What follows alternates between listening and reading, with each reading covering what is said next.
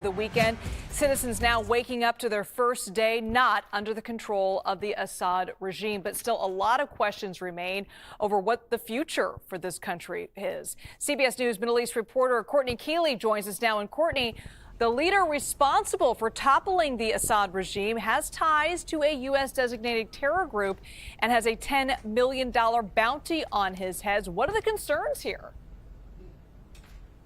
Well, the concerns are that he went to Iraq and he allied himself with al-Baghdadi, who became the head of ISIS.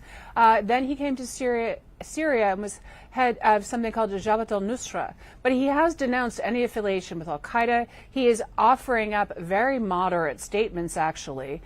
He is actually saying right now, which is really important, among many official statements, that women will not be forced. No one shall force women to wear hijab, the Muslim head covering, or interfere in that dress. That is a symbol of a kind of Islamic fundamentalism that has been imposed on women. We saw that when the Taliban came in to Afghanistan as the U.S. was withdrawing. So this kind of statement is not only symbolic to women, but it's also, it really is sort of metaphorically speaking of people shall be free. That's what he's saying right now. The big question is, how will this government be reformed? How will civil society restart? And right now, what I'm hearing from Damascus is, somebody told me with her family in Damascus, everyone, it's trauma 101. They are just getting used to the idea of this lightning strike offensive, the fall of Assad, the elation, the fear. Everything is happening all at once, and right now they're just trying to get food and gas and respecting the stay-at-home edict. It's not an official curfew, but they are staying home when they can. And Courtney, the White House is responding to all this. President gave his remarks on this yesterday. Can you walk us through what he said? Absolutely. The big words that came out of President Biden's mouth were, which everybody feels, at long last. I mean, this is more than 50 years of often sadistic rule by a family that had an ironclad hold on a nation. At one point before the war, before exile people and refugees, was about 25 million people. And this Alawite sect just demonized their own population. And it was with Hafez and it was with Bashar. And now Syrians have a chance to be free. But President Biden talked about the UN taking the lead. He did not say the U.S. would. He talked about the U.S. would work with their allies.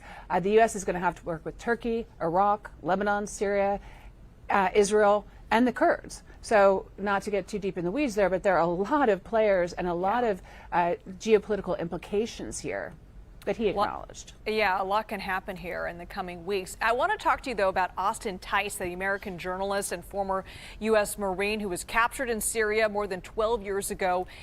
The U.S. says finding him is a top priority now that the Assad regime has fallen. Will it be easier to get him now? Well, people can move in and search for him in a way that they haven't before, and we are just waiting. You saw the Hama prisoners being released, some that had been held since the 80s. One man didn't know his name, and he was Lebanese, and he had been held there, and the Hama massacre happened in the 80s. We saw the Sidnaya prisoners come out.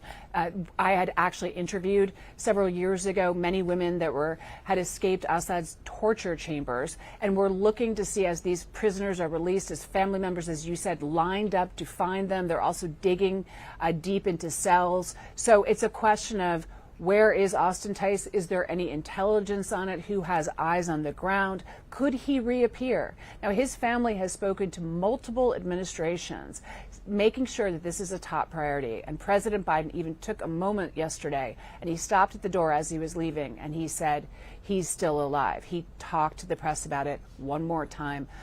The family has been very public and very active. And we're just going to have to wait and see. But if this is a possibility, it would be happening now. And it's the first hope in years that he might be alive and he might be freed. CBS News Middle East reporter Courtney Kealy, thank you so much, Courtney.